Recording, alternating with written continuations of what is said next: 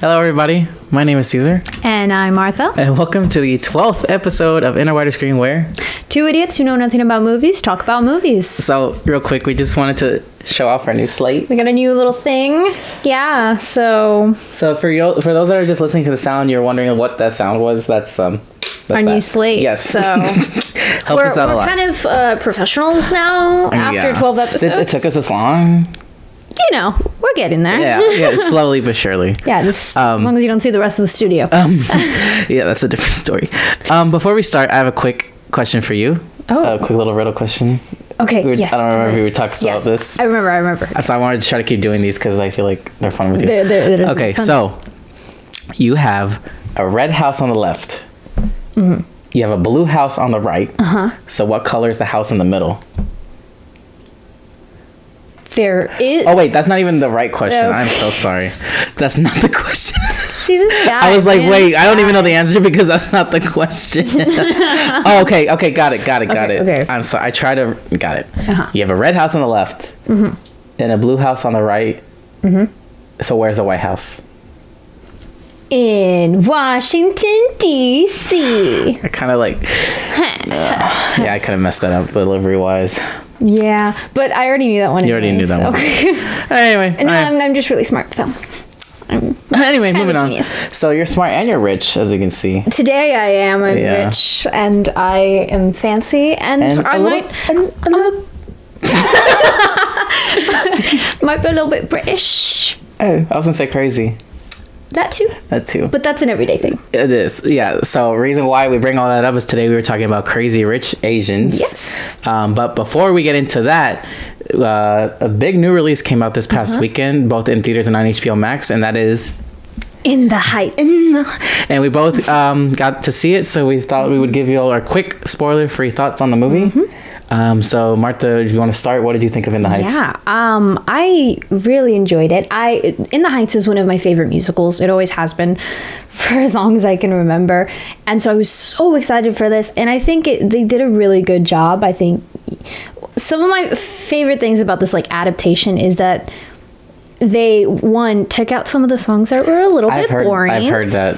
Oh, okay. Boring ones. Okay. Because there were some songs I heard that were taken out. A lot of people didn't. Wish would have stayed in. I can't tell you the names of them though. There's two songs I think that I can think of that I would have liked to see in the movie, but weren't in there. But there's also another song that I'm extremely glad was not in the movie. It was shortened to just a quick story time that he did. Oh, okay. I was like, thank God, because it was so boring to listen to. But yeah, it was a lot of the depressing songs that they took out. I noticed. There isn't a lot of the depressing songs in this. The only depressing thing in the music, I saw these funny TikToks. It would be like the number, what is it called? 96,000. Yeah, where they're all dancing in the pool and stuff, and then I forget her name, the character, she starts singing about leaving or something. Oh yeah. And everyone's just saying she's such a mood killer. Yeah, she is. But we love her anyway. But yeah, overall, I think they did a really good job with this movie. I'm proud of them.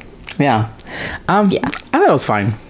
Did not love this movie, unfortunately. But I think my sister's laughing behind the camera. Maybe it's just because I'm not the biggest musical fan. There's definitely very much so a musical. Musical notes all over the place. A lot of them I did really like. The opening one I think was probably my favorite. Oh yeah. The 96,000 one. No, you don't. In the Heights. No, In the Heights is the opening one. No, I know. Oh, I thought you were saying in that 96,000 was the end. You were like, no, it can't be your favorite. No, absolutely. No, not. the In the Heights, I really enjoyed that. And then there's a number where the grandma, the abuela, I should say, she has her own solo number in it, and it's so good. Yes. Yeah. But there were a lot of musical numbers for me. I was just kind of like, okay. I don't know. It made me feel bad because everyone loves this movie. I like it, but I don't know. I'm like, am I just grumpy? I don't know. I don't know. I enjoyed the movie. I think I still say I might enjoy the play itself better than the movie, but I still really enjoyed the movie. I get it, yeah, and it's so I have nothing against the movie at all. I thoroughly enjoyed it. I understand why everyone loves it as much as they do. I think there's a lot of I love the actors in it. Anthony Ramos, I really liked him in movies, and I hope this will give him I think more opportunities. A little bit too in love with him. I am. Yeah. Why? I don't know. I just get those vibes from you that you just really, I love really that guy. love that He's man. so talented. Like you love that man. He's so good. And then all the actors in it too are really good too. I'm forgetting Mark Anthony. Mark Anthony, yeah. I didn't even know that he was in it. He showed up and I was like, whoa. And my mom was like, yeah, you didn't know? And I was like, oh. I found out like before I watched it because I looked up like the list of the cast and I saw his name. I was like, what? I never do that. And then he came on in the movie and I was like, oh my God, he looks like. I know. He's only in the movie for like a minute, but he's so good in his 1 minute. I know. Like almost unrecognizable, honestly. It's really good. So good. Yeah, he should act more. I know he's been in movies before, but I feel like he should. El Cantante. Yeah, for sure. Something like. What else I'm thinking? I like the way it was shot. I thought it was a really good looking movie. Yes, yeah. I think part of that is the director. I mean, Jon M. Chu, yes. Jon M. Chu, which he's also the director of Crazy Rich Asians. Coincidence. We did not pick Crazy Rich Asians because of In the Heights. We just happened to we thought about it. We were like, oh my God, wait, he's the director. That works out perfectly fine.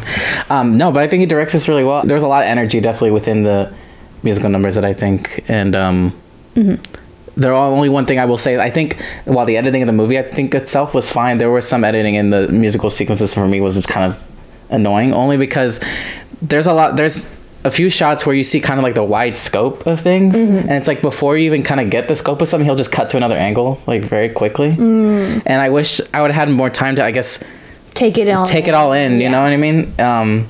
But I get it. But also too, I remember, especially in the opening number, there's some parts where like they edited to the music, and I thought I was thinking of you when that happened. I was like, it's not an action movie, but you know, she likes that kind of thing. It works for me. Yeah. But no, yeah, I mean, I liked the movie enough. It's just, I guess maybe for me, it's just too musical. I don't know. But I also, in regards to the culture of it, I really enjoyed that part of it. I will say too, we're going to mention this Crazy Rich Asians too. Jon M. Chu needs to make a food documentary or something. Okay, honestly, because the way the way he shoots so like shots of food in the movie, like, I mean, I recognized the food instantly. Yeah. Even though I don't eat all of it, but I remember seeing it from like my family and stuff. I was just like, oh my God. Yeah. Like it was just really cool. And then,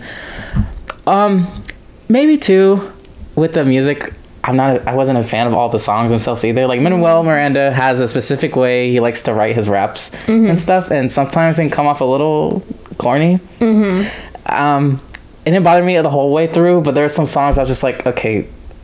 And that's not the movie's fault, because that's from the play. Yeah. But I don't know. But I sound like a hater. I'm not a hater. Okay, I liked the movie. I just feel like I know by the end of the year, this is probably gonna get a lot of awards recognition and the Oscars and stuff, and I'm just gonna be sitting there like, okay. But if you enjoyed it, that's awesome. I think this is I've read literally a bunch of people on the internet saying how represented they feel by this, and I think that's such a cool feeling. Yes, this movie actually did not open very well this weekend at the box office. I saw that. Yeah. It was projected to do around 20 to 24 million and made around 11. It actually, A Quiet Place 2 beat it this weekend. It's been out for a few weeks already. Ooh. So I don't know. I recommend people should see it though. I really do. Yeah, I mean, I saw it on HBO because I watched it with my family. They didn't want to go to the theater to see it. Yeah, I watched it with my parents because me and my parents love this musical so much. Yeah. And my mom recently broke her foot. Oh, yeah. So we couldn't go to the theater to watch it like we were planning to. But, you know, hopefully when she gets better, we'll go see it in theater. Yeah. Yeah. I definitely think it'd be well worth seeing on a theater, especially I think a lot of the shots are like really well done. But yeah, I enjoyed it. I'm not on like the huge hype train that a lot of people are, and that's okay. Like that's the great thing about movies is that we all have different opinions and everything like that. I respect your opinion, and I hate you. Yes, thank you. Okay. But yeah, so I would give In the Heights a 6 out of 10. Oh, okay. Sorry, it just took me by surprise. Like I needed. Okay, for me that's still a positive. Yeah, that's still a good rating. I'm just probably not gonna watch it again, at least in the near future. Okay. Well, for me, I give it an 8. Okay. Yeah, 8 out of 10. Right. I enjoyed it. And and I get, like I'm saying, I'm not that person that's like, I don't get why people love this movie. So I get it. I feel like it's just for me, my take. Maybe I'm just. Your taste is. I just don't think it. I get it. I mean, honestly, for me, my favorite musical is La La Land. There's barely any musical numbers. Like, there's really like this is like what 20 musical numbers, and that La La Land has like 6 or something. So it's just. I think that's just how I am. But yeah, That's In the Heights. Yep, that's our. So if you haven't seen it, it's in theaters and it's on HBO Max. If you want to go see it in the theater, I mean, I can't recommend it because I didn't see it in theaters, but I'm sure it will look great. I'm sure. And sound great and all that. Yeah, for sure. But speaking of I almost said Mr. M. Chu. Yep, that guy. Mr. Chu, like we said earlier, this week we were talking about Crazy Rich Asians. Yes. If you have not seen it, it's a spoiler warning. Spoiler warning. I finally remembered to say it. I have it here in big black underlined bold letters. Okay, yeah, but we've had that and we still forget. We've had this honestly for like the last 10 episodes and we just forgot. But better late than never. Yes. So that's that. If you have not seen it, it's on HBO Max right now. So definitely go watch that. Right now. Yes, right now. Right now. But just to briefly touch on Crazy Rich Asians, like we said, it's directed by John M. Chu. This guy is definitely known for his background in like music and dance. Yes. He directed both Justin Bieber concert documentaries. And man, were those special experiences. Yes, so Never Say Never and Believe, I believe, are the names of those absolutely two. Beautiful. He directed masterpieces. those. And he's also very, very well known for directing sequels. He directed both Step Up 2 and 3. Oh, well, those are like the best ones. I haven't seen any of those. Are those really? Have you? Grew up watching all of those. I thought you were trolling me. No, yeah, I really they're stupid, but okay. I watched he directed the sequel to G.I. Joe. He directed Now You See Me 2. Wow, that was worse than the first. I haven't seen them either. But I loved the first one for some reason. Okay. I don't know why. Their movies are so bad, but I love those movies. I can watch them over and over again. I can't speak on that. Should I give it a watch? The first one at least? Watch the first one at least. The second one gets worse. The first one's already bad, but I still love them. Yeah. I love magic. Right. And then, of course, like we were saying, he later directed In the Heights. So definitely, I can see his career has definitely taken an upwards trajectory. Yes, definitely. I think these two movies we're talking about are easily his best directorial efforts. Absolutely. And he's going to direct Wicked coming up soon too, which should be good. I'm excited. It's a musical, so I don't know if I'm going to like it. You're probably not like it. But I'm like I appreciate In the Heights. I'm sure I'll appreciate Wicked. We'll hopefully. Yeah. Fingers crossed. So this has a really solid cast. It stars Constance Wu, Gemma Chan, Lisa Liu, Awkwafina, Ken Jeong, and Michelle Yeoh. It was released on August 15th, 2018. It was made on a $30 million budget, and it made $239 million. It's pretty good. But yeah, I saw this the first time at home, actually. But I worked at a movie theater the summer it came out, and I had always seen parts of it while I was working and stuff. And I remember it looked great on the big screen from the parts that I saw, but I don't know, I guess maybe I was working so much, I never had time to see it. Yeah. But I watched it at home and I really enjoyed it the first time I saw it. Thought it was very funny and solid rom-com. So how was your first experience with it? I saw it in theaters. I had like a mother-daughter date with my mom. And I am not one for rom-coms. My mom hates that about me. You don't like rom-coms? I'm not a big fan of them. They're not my first choice. We gotta talk about what rom-coms like. There's some good ones out there. There are good ones. Including this one. Including this one, yeah. But I was thoroughly surprised watching it because I really enjoyed watching this movie. And again, I saw it in theaters, which was such a beautiful experience. Yeah. Because you just, those like wide shots of the city and all the colors. Oh, yeah. The food and like all. I'm telling you, I think he'd be a great documentary filmmaker because some of the way he shoots just like locations and setting, I think it's just pretty. The colors and everything really just came through on this like giant screen, and I think that just like really set my experience of this movie over the top. Yeah, is watching it in theaters. I really, really enjoyed it. And how did your opinion change at all watching it now again, or how you feel? No, about the same? I feel like about the same. I still love this movie. Yeah, I like it a little more actually watching it the second time. Yeah, it grew on me for sure. I just think this works really well. It's just a really good rom-com now. You know what I mean? Because it feels like kind of all the best parts from older rom-coms, but like in a more modern setting, a different cultural setting, which I think was a really cool thing. It wasn't. This is not just a movie that people are praising just because of its representation. Like it's much more than like that's a huge part of it, obviously, but like it's more than just that's how the cultures represent. I love seeing different cultures in movies. And I will say about John M. Chu with this and In the Heights, I think he's really good at showcasing a culture. And he definitely showed that first with Crazy Rich Asians, which was really cool. So I wanted to start with the opening scene of the movie where Eleanor first shows up at that hotel. Yes. Oh, that's like a power move right there. The women in this movie are just so badass. I love this movie. Really is about like the women. You do have like male character, obviously like Henry Golding in there, but like it's really Rachel's main character, and like it's all about the women, and like they are fierce. They're like they don't take shit from no one. Yeah, they are the best. But yeah, starting with that opening scene, just like already like because Eleanor is probably like the scariest, but like terrifying. Most powerful woman.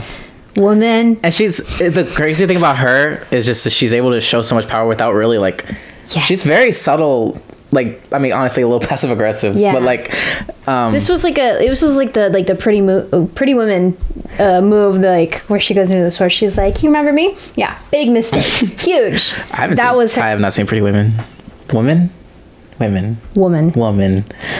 I have a try. Here's a fun fact about me. The girl that doesn't like rom-coms is getting on me for not having seen a rom-com. Yeah, but like Julia Roberts in that movie is awesome. Actually a Julia Roberts rom-com that I really like is My Best Friend's Wedding. I love that movie. Okay, maybe I do like rom-coms. Exactly. I think I was mistaken in my whole life. Maybe you're thinking of rom-coms like Valentine's Day.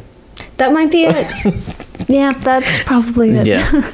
No, but like you were saying about it's just such like a powerful like from the beginning, and also I mean first it shows the way they treat her, like the stereotypes that are honestly the racism that's still against like Asians, like in 1995, so like, it wasn't too long ago really, and it just shows like okay, just because she's Asian they assume that she doesn't have the money to stay in the hotel or something, and the next thing you know it's like now I own it, so mop the floor. I know, and I love it because she's like, all right, you know what, go ahead, call the police, go for it, let's see what happens.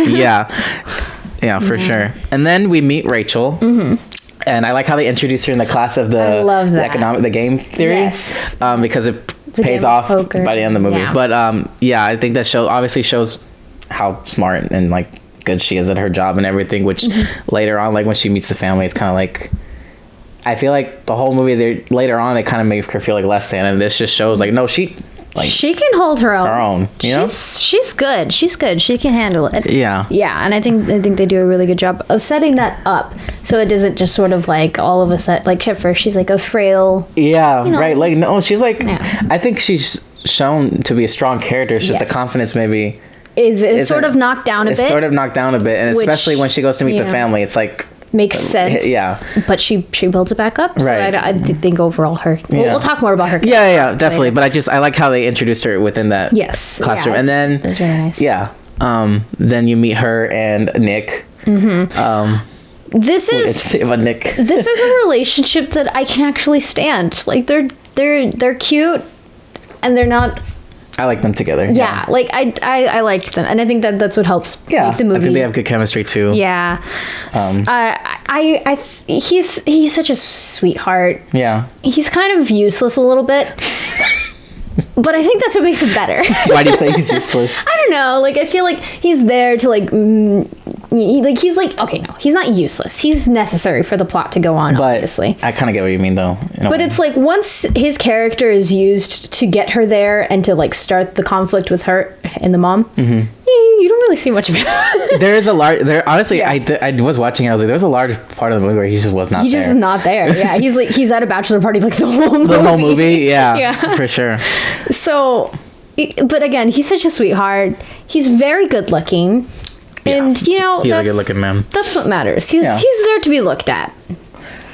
And I will say he is a good rom-com actor. I think this was his first major role in a movie. Yeah, it was. But he also when he did another rom-com after this. I don't know if you remember Last Christmas. Yes. And I don't know why, but I liked the movie. I saw it in theaters with my mom, and we liked it. I also saw it in theaters with my mom, and it was stupid, but I did enjoy it. I did enjoy it. Yeah, the twist in that movie is so ridiculous. It was very like I mean, obviously you see it coming just because like the whole movie is off of like George Michael's songs. Oh yeah. And the song is about. You know what? When I saw it, I didn't realize that. That didn't click for you? Click, no. The fact that the movie is called Last Christmas. I know it was about the George Michael. Last Christmas, I gave you my heart. Yeah. None of that clicked. Not at the time. No? Not okay. The time. Now, right, yes, fine. But not the time. Anyways, this is not a Last Christmas special. Yes. Okay. But anyway, I like him. He's an enjoy. Like I like him as a person. Yes. Like he's. Yeah. I like him. And he's going to be in that new G.I. Joe Snake Eyes I'm movie. really excited. So I'm very to see curious that. how he's going to do as an action star. Yeah. Should be fun. Well, no, he was in that other movie. I never saw it, but he was in that other action movie. Don't tell me. Colin Farrell was in it. Oh. It was like... I know he was in A Simple Favor, too.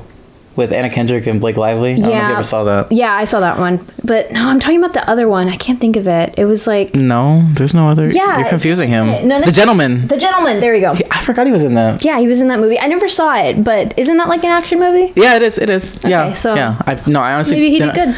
I guess he did. I don't remember him in the movie. Oh, okay. So maybe not.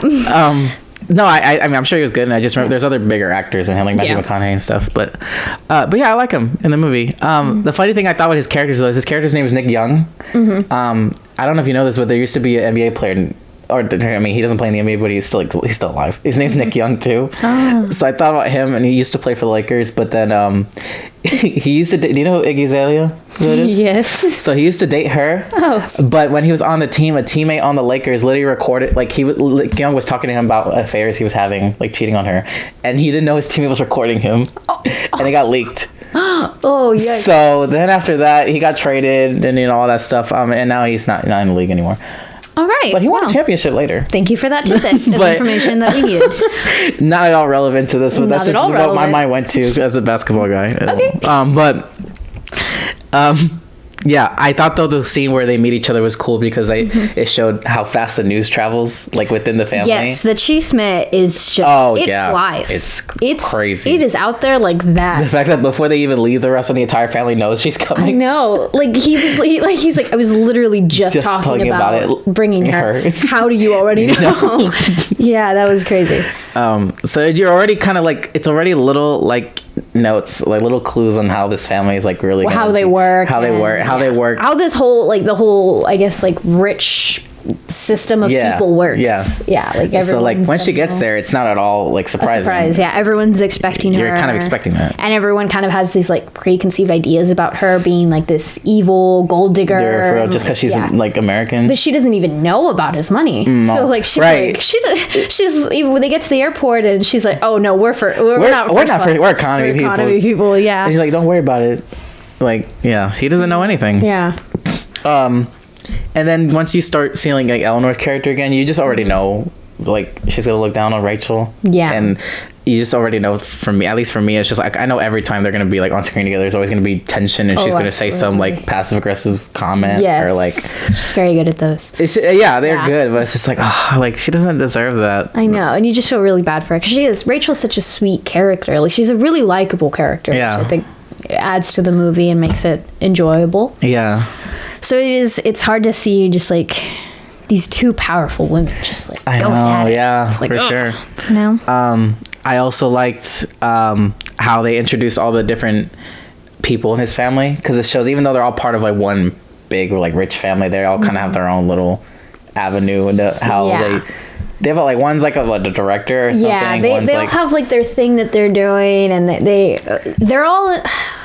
No, I was gonna say like they're all competing for the money, but they're really not. No, they're all pretty clear like who is gonna get it. So because of that, like it's because Nick's the favorite. The rest of them are like. That's why there's so much pressure on him to like. I'm gonna do whatever. You're right, because like they were saying like he's probably gonna be the one that inherits everything. Yeah. So the rest of them don't really care what they're doing now. So they're just kind of doing whatever they want. To live their own lives. Yeah. And just be like snobby rich people on their own, basically. Yeah, basically. But basically for me, then the movie gets, I think the introduction was good, but when they land in Singapore, that's when it gets like really good for me. Because first when they land, and you like we were saying earlier, just seeing all the locations and all the sets and everything like that. And then when they get to the food, those street, I was like, I want to eat all of it. The food in the movie looks so good. Taste of Singapore. It looks so delicious. And I think it's so cool the way they like set that up. It's like immediately when they land there, like the culture is just different. Yes. Yeah.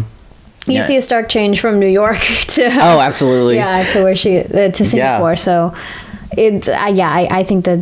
Just that whole scene was just so enjoyable to just watch and sit there. For sure. So, I was gonna ask you, what did you think of Awkwafina in this movie?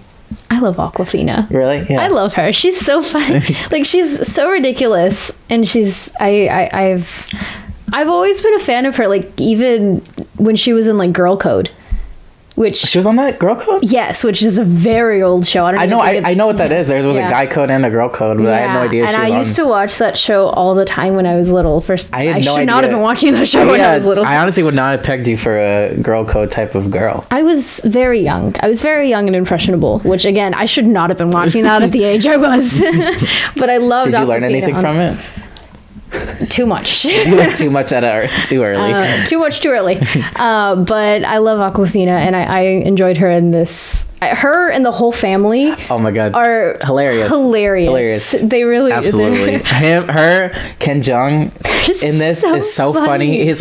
What I liked, I think, most about them, and I was worried about, especially with Awkwafina, because the only other time I had seen her, I think, was Ocean's 8, which I don't know if you've seen, but for me, she was just kind of like a little over the top. Kind of a little annoying. She can be sometimes, yeah. So in this, I was a little worried about it, but I think her and Ken Jeong too, they strike a good balance between, like, okay, they're not crazy, but they still bring their own personalities to their characters into the movie. But I think it fits their characters. It fits the characters so well. Exactly. Yeah. So I thought they were hilarious in this. Yeah, they were great. Just like the little comments that I love the one line where he's like, "You have to eat your food. There are people in America who are starving." And he's like, "You don't want that. You don't want to be skinny like her, do you? Like, eat your nuggets." I thought that was the funniest thing. I could not stop laughing because it's like you always hear people like, "There are people starving in like Africa." Yeah, you always hear there's people starving in Africa, but the fact that he's like people starving in America. I just loved that. That was awesome. Yeah. Another line. My favorite was when he called Awkwafina Asian Ellen. No, you came back as Asian Ellen. Yes. Which was crazy because I was watching John M. Chu and he was talking about the wig for Awkwafina. They're actually gonna have her wear a different wig for like every scene, but then they put that blonde one on her and they're like, it looks so good. We just have to leave it. You gotta keep it for the whole movie. So literally, like, maybe that Asian Ellen joke might not even been possible if they kept switching the wig out. So I love it. Yeah, that was great. He said something about K-pop skanks. K-pop skanks. That was funny. That was funny. And then I loved the kid that was always like had a crush on her taking pictures. My mom was like, he reminds me of Caesar. You're no. Yeah. Okay, but to be fair, any like weird character she finds, she's like, that reminds me of Caesar. Why? What does your mom think of me that I'm the weird character every time? Well, you know. All right, we'll just leave it at that. Leave it at that. About that, but, which I couldn't stop laughing about that either. The one more thing I will say about Awkwafina too is, as good as she shows in this, that she's great at comedy. If you want to know what else she can do, watch The Farewell. I don't know if you've heard of The Farewell. Yeah. But she's great in that. I wish she was. I remember she was in the Oscar conversation that year, but she's like really good at drama too. So she's a good actress. I really like her, and she was in the last Jumanji too for a little bit. Yeah. So yeah, she's funny. That's good. Oh, and then my other favorite line was when they show up to the dinner, and she drives her, and Nick's like, "You want to come on in for dinner?" She's like, "No, I can't stay." She's like, "Yeah, I'll come to dinner." she has the outfit ready. Oh my god, she has like what were the labels? It was clubbing, walk of shame, and it was like another one. It was just funny. And the cocktail, clubbing, cocktail, walk of shame. Yeah, which I gotta do that. That'd be good. Yeah, you just keep them all in your trunk for like clubbing. Well, what kind of what kind of scenarios would you need outfits for? What do you do? Impromptu meeting with the president of a company. Clubbing. I don't ever go out. Bazooki night. Pazookie night. Did I say bazooki night? Bazooki night. I meant Pazooki. Pazookie night. Yeah, that's about it. Okay. That's what all you do. You never know. Hey, those are important occasions to be dressed for. Absolutely. Yeah, I already mentioned the food thing. What were you gonna say? Oh, it was just so that party is just like. Oh, dude. So the house and the location is just crazy. The production design in this is crazy, like with the house and everything. I don't know if you remember, there's this wide shot where they like kind of go over like this fountain and like the house kind of. Yes, yeah. A lot of it's actually CGI. Really? In that shot. All water was fake. Wow. There's cars and people in front of the house from the wide angle that are fake too. Like those are all visual, which I had no idea. I was I couldn't even tell. It makes you realize, like, even with movies like this with rom-coms, that they're not like effects heavy. There's effects in a lot of shots in movies. So like that's crazy. It kind of just something I never really thought about. That's really interesting. But the house itself, it's just crazy beautiful. Like it's yeah. That's that whole party. I want to talk about Aster. Okay. I too want to be just like her when I grow up. Oh, because isn't she because a designer or something? She's smart. Yeah. And she's pretty. And she's rich. And she's nice. And she's pretty. And she's pretty. Okay. I want to be her so bad. And she I feel like is, especially by the end, is shown like an independent. Her whole storyline I think is just so interesting to see, because you start off and she's just like, she seems like just like one of the nicest people in the family. She's literally, I like how they, like you're saying, like I think I understand them needing to have a subplot, and I think it makes sense to have one about Astrid because she's one of the few people that are actually nice to Rachel. Yes, one so that you already want to know about. Yeah, exactly. Yeah, you want to know more about her. You want to see her story. So I'm glad that was the character that they had for the subplot. Yeah. So you go on, you find out that her husband is having an affair. Oh, well, no, even before that, she's very, I have to hide the fact that I have money because my husband does not. Yeah. And she is often like insecure about the fact that she has money. Yeah. And that's really sad to see. Like she just feels she feels small because of her husband. Yeah. And she always feels like it's her duty to like make him feel better. Yeah. And which is crazy because like you're saying, when she finds out he has an affair and she tells him, he turns it on her. Yes. Like, why are you not more? She still apologizes. Yeah, like why is that her problem? You're the one that cheated. I know, and so why are you acting like she's the one that did anything wrong? She feels like she's like, this is my fault, like, and she's trying to apologize and make him feel better about the fact that he had an affair. Right.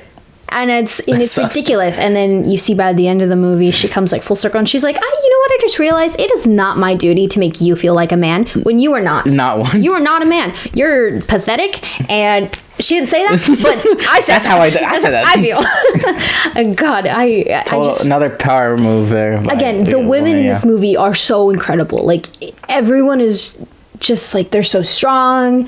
Yeah. And you really don't see a lot of the men like ever come through in this movie. Really too, like the one, like the people in charge of, like the one that runs the power in that family are the women. It's the grandma and it's the mom and the husband, the husband's like, Nick's dad, he's not even there. Right. In the entire movie. He's talked about, but he's never there. Yeah.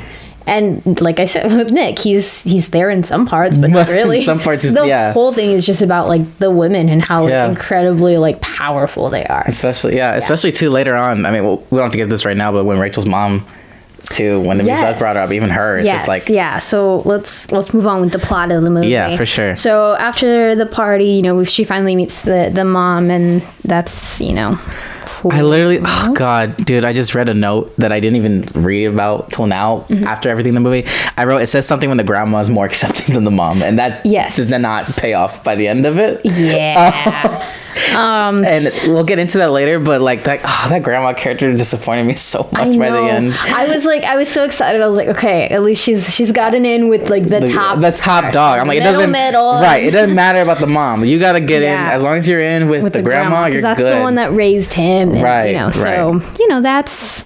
No, but I also just really liked how the other families, they showed honestly how much dysfunction there is. Yes. Like that one husband that's always like, I remember he always has to take the perfect picture. Yes, he's like, show your perfect side or whatever. Or something. Like, make sure you get your. That one director that just only has like literally only. That girl that's his wife. I think it's only in the movies because his girlfriend, even though she's a terrible actress. Star, just other, I don't know, just other stuff, and it just showed like literally the ones that have the most together relationship are the ones that like aren't here for the money and like they're not there for that, Yeah, I think that's crazy. Like the whole family is just they're wacky.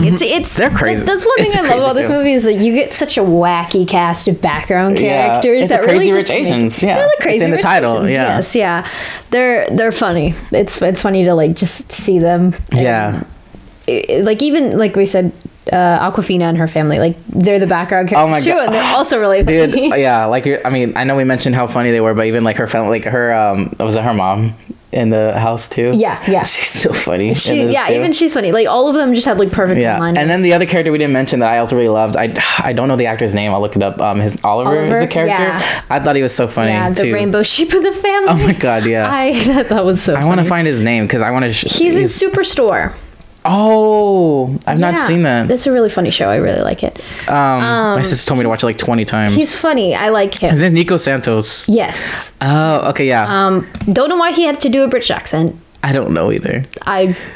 I don't get it, but you know, hey, you do you. Yeah, he's mostly known for that, and then literally the only other movie he's been in besides this was Paul Blart 2. That's unfortunate. Put him in more movies because he's funny in this. Yeah, he is. I loved his character. Him and Awkwafina had really good chemistry. Oh, I love, dude. Yeah, they were both like funny on their own, but when they were together, like like in those scenes where they're like trying to find a dress for her for the wedding. Oh my god. I love it. Like even from the very beginning of it, like the way that they're talking to each other, they're like, "Oh my god, I love your shoes." I know. It's like, "I love yours," and like the way that they're going back and forth. It's so funny. So I hope that I mean, there's definitely going to be a sequel. It's a trilogy of books, I believe. I think so. Yeah. So I would assume they're going to go ahead with those two movies. So hopefully we can see more of those two together because I think they make for some of the funniest moments in the movie. Definitely. And then you get into them having the bachelor and the bachelorette party. Ooh. And here's where you kind of start seeing the conflict kind of like really come to head. now. I love that she opens up. She's like, this bachelorette party is about sisterhood. I know. Ha! Okay, girl. Yeah, and then it's so awful. So she meets Nick's ex-girlfriend, who the whole family was like, you're gonna marry her, right? Yeah, and he was like, no, I'm not. But okay. Yeah. And she obviously is like still trying to get back in. Yeah. Because at first you think like she's trying to like. She's like one of like the nice. She comes off. She comes off one of the nice ones, and then when they're like talking and later on, then you realize her true intentions, and then you see really. I mean, by then you see the entire family's intentions, especially with the girls leaving that dead fish on her bed with the message, something about being a gold digger. Yeah, something like that. And it's just like, oh my god, I would. It's. And she handles it so well. She finds Aster and she's like, I'll call security, and she's like, no, I'm not going to give him. Yeah, I'm not going to give him that satisfaction. Exactly. So I think she does a good job, and that brings us to that beach scene with her and Aster, which I think is so heartbreaking because Aster is just very like, all right, like I can't tell anyone anything about this because the second I tell anyone, everyone is going to know.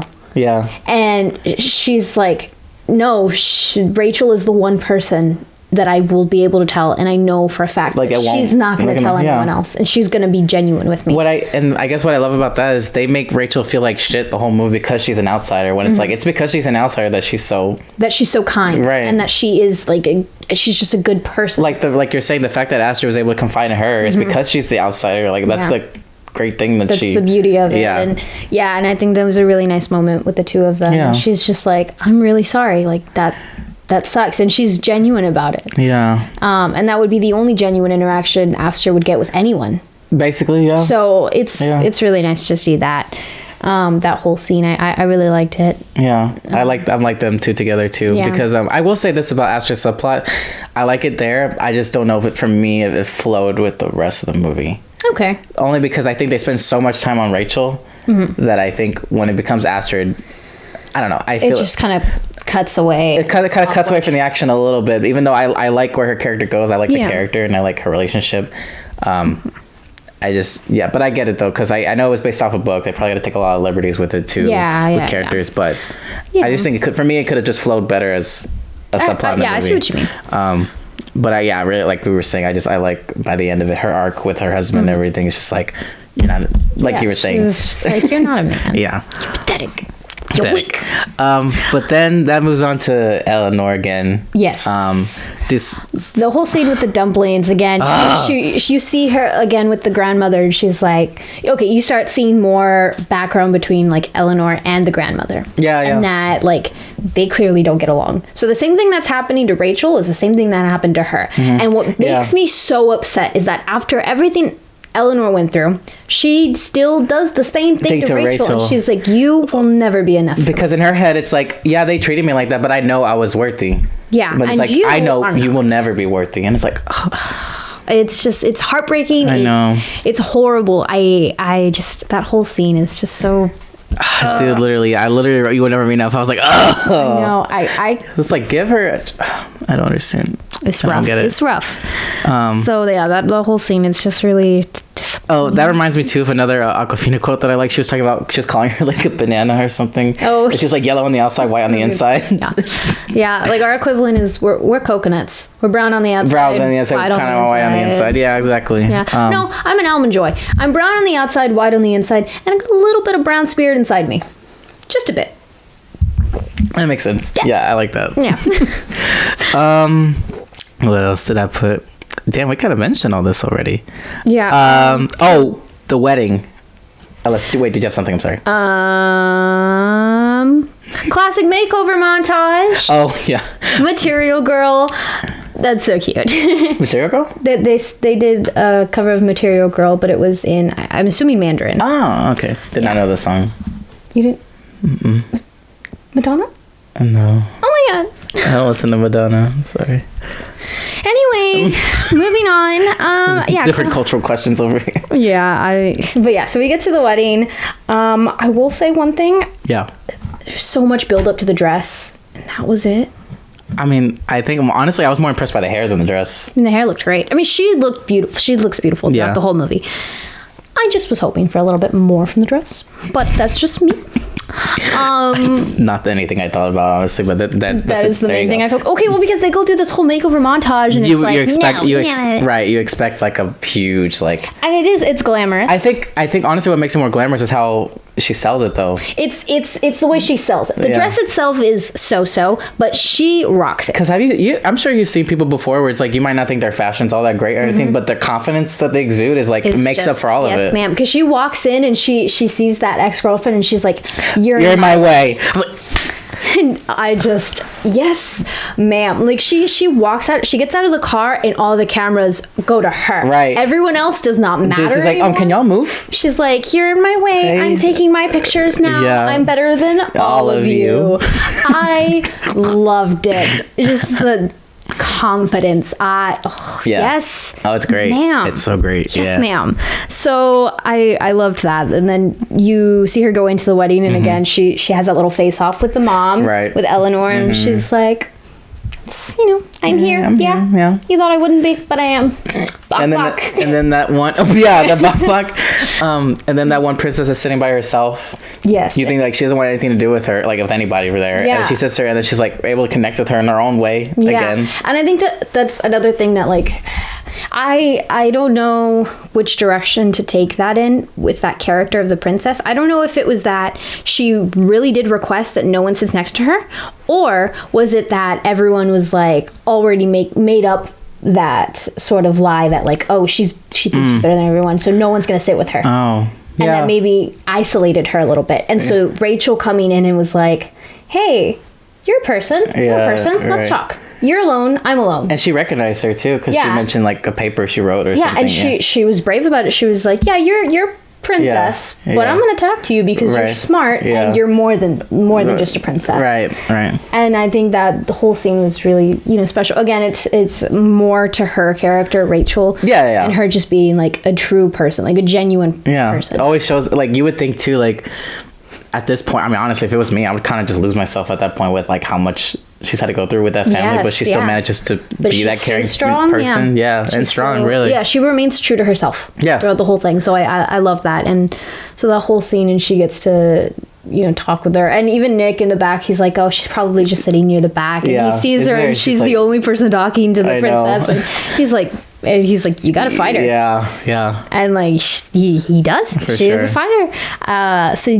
that's a nice little moment. And then the wedding itself. Oh, dude, honestly, I mean, off the top of my head, probably the most beautiful wedding I've ever seen in a movie.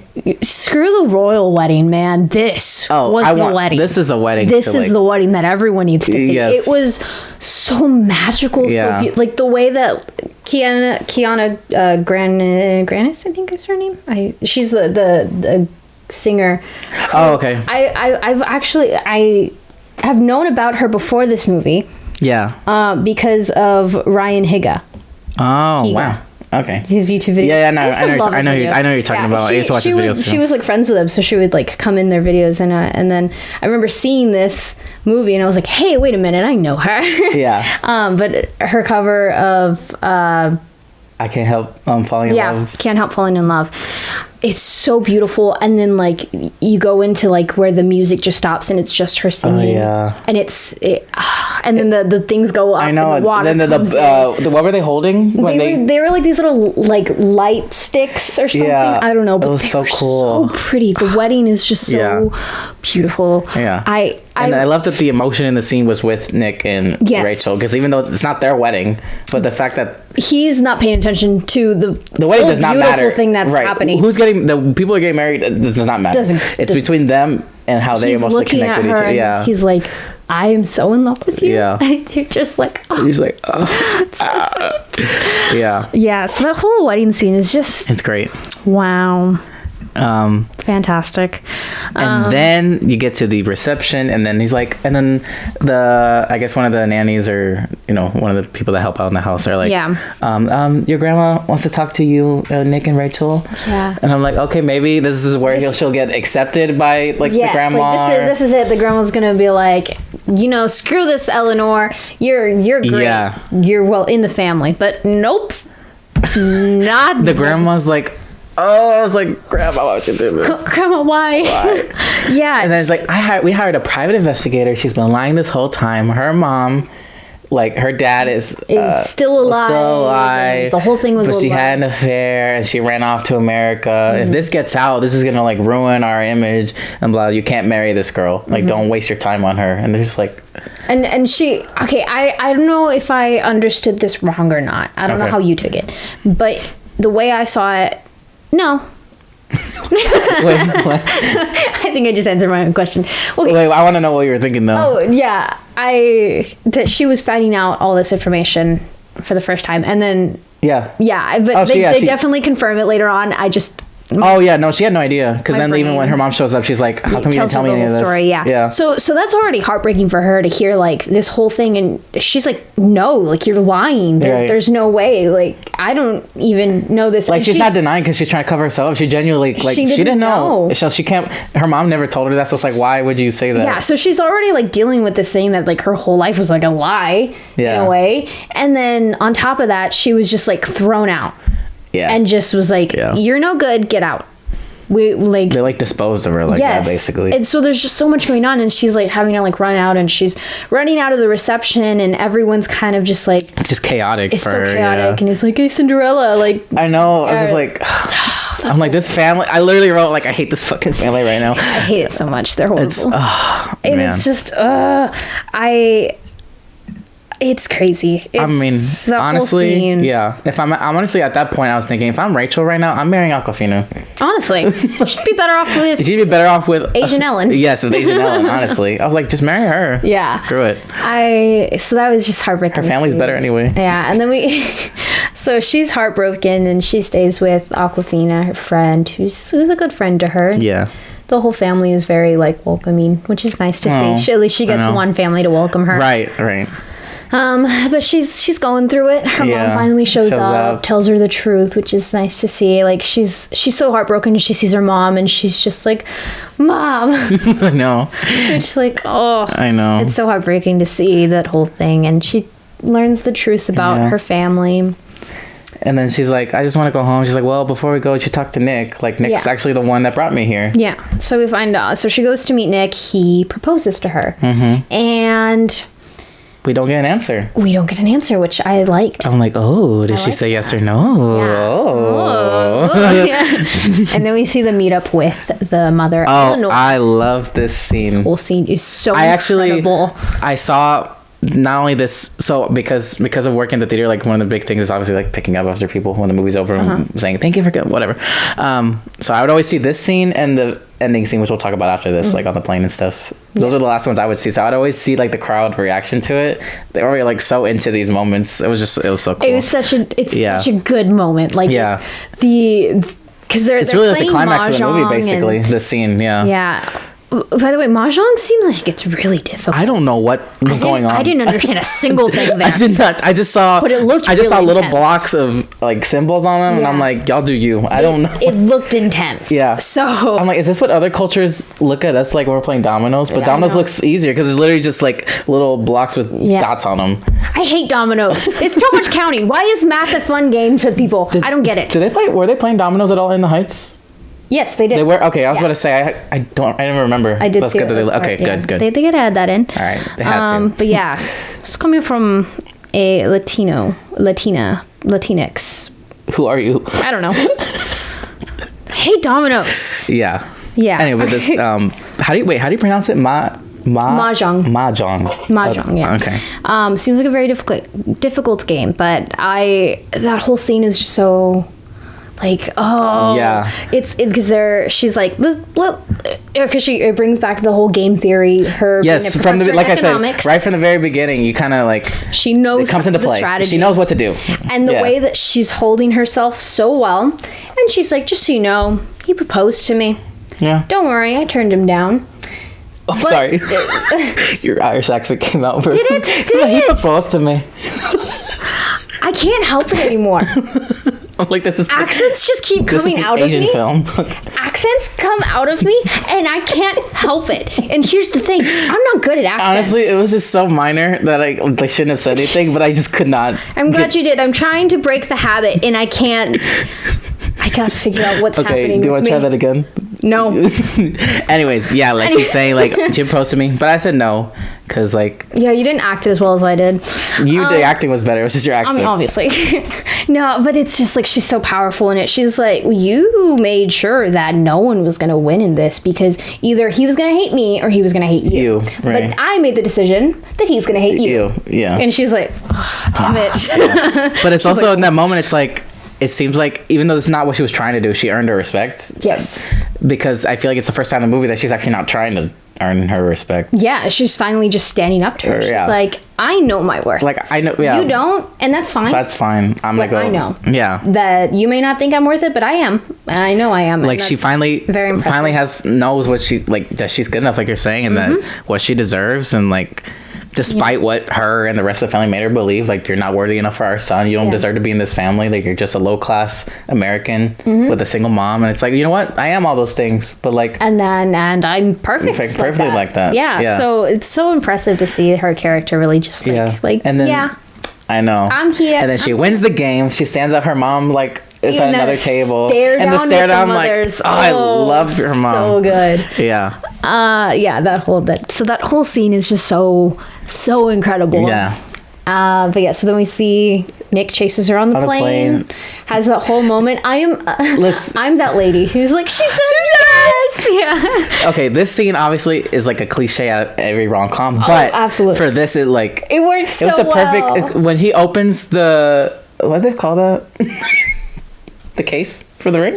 Oh, the box? The box? When he opens the box and it's the family ring, you're like... Yeah, wow. Like, because she's like, I already told you, like, I'm not doing this. But then she sees that it's like, okay, so his mother approved. Now the family's like, approves of her and like... you're gonna be part of the family, and it's like, oh yeah, it was just such cool. So literally, like when I saw that part in the theater, people were like cheering or like clapping. Like it was just like such a good payoff to the movie. Very good payoff, yeah. And then they have their little engagement party, which is nice, and it's so pretty to see. Which again was beautiful to see. Oh my gosh, everything in this movie is so extravagant. Every single party, dude. Not even just the cars, the outfits, the costume, like, everything about it was so pretty. I'm like, I feel so poor right now. Honestly, but that's fine. Yeah. But yeah, so that brings us to the conclusion of the movie. So the characters they were great. I already kind of gave all my thoughts on all the characters. No, me too. As we went along. Me too. But yeah, I think it was so great. There's just such beautiful scenes. The story was just really cute. Yeah, it's just so cute. Definitely, like, I think my other maybe issue with this is just, I mean, obviously it's a lot of cliches with rom-coms, but it's like, I think that's what you expect from right. And I think just what made this just stand out was just the representation that you saw, and just like I was saying earlier, it's not just the fact that you have an all Asian cast, because you could put an all Asian cast in a terrible movie and it's still a bad movie. Like, no, they actually told their story authentically with an authentic sense of culture. That was just really cool to see. But it's movies like this that serves as a good foundation, like, for more of those to come. Like, clearly people saw this, so we're gonna get a sequel, and hopefully that'll create room for more representation that way, and hopefully the same thing for In the Heights and other movies like that too. That is the ultimate goal: more representation in everything, because that's how our world is. It's literally you have to portray our world as it is, and accurately, and people ultimately want to connect to people that they want to see themselves in the art they consume. So like, and film's like one of the best ways to do it. Yeah. We should have done this movie last month because it was Asian American Pacific Islander Heritage Month. Oh, did not. So that would have been a nice thing. That would have been good. But we're a little late, but it's fine. It's fine. Yes, but still, this movie deserves to be talked about, deserves to be seen. We stand with our Asian. We are allies here. Absolutely. Yes, absolutely. So, and anyways, like we were saying, do you have any final thoughts? I pretty much gave all of them. I loved it first when I saw it. I still really enjoy it watching it now. Yeah. So yes. No, same here. Really enjoyed this. Liked it a little more the second time. I think definitely one of the best rom-coms to come out in the last couple of years. Yeah. And I would definitely be down to see what they do for the sequel. Yes. So I'm excited about that. So do you want to rate it first or? Sure. All right. I'm going to give this movie an 8 out of 10. Me too. Wow. Cheers. 8 out of 10. Yes. Yeah. I mean, it's very close to a 9. It is still has its cheesy moments in rom-coms, and I think that's just kind of like... yeah. I don't want to say lazy writing, but... yeah, lazy writing. Yeah. But I think overall, it's a really great movie. Yeah. It's an enjoyable movie. It's just a fun, like literally, it's like as long as you're your genre, it's a rom-com. Is it good with the romance? Yes. Go into it understanding that it is a rom-com, so there's going to be cliches. It's exactly what you expect, but it's still... But the cliche, especially the ending for me, that's like one of the best uses of a cliche, because for me it paid off. Yes, a great payoff. So it's good as a romance, it's good as a comedy, good as a rom-com. Put them together, it's beautiful. Beautiful. So yeah, great movie. Highly recommended if you haven't seen it. Which we gave a spoiler review. Rating. So hopefully you did watch it before. We didn't talk about this, but if you haven't, watch it. Watch it now. Yeah. Yes. Speaking of things to watch, we can talk about our next movie next week. And Martha, did you want to announce what that is? Yes, because I remember what it is. Good. Scott Pilgrim versus the World. Yes. So definitely will be fun to talk about that. It's been out for more than 10 years already. It's coming up. Pretty insane. It's anniversary. So that's cool. We cannot wait to talk about that. That is streaming right now on Netflix. So if you have not seen it, it is on there. Go ahead. So we'll be doing that next week. Yes. Very excited for that one. You want to listen to us more?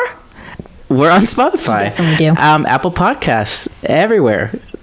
Just put on your headphones or speakers or whatever. You can hear us. Listen to us with like those giant speakers. Oh yes, like surround sound.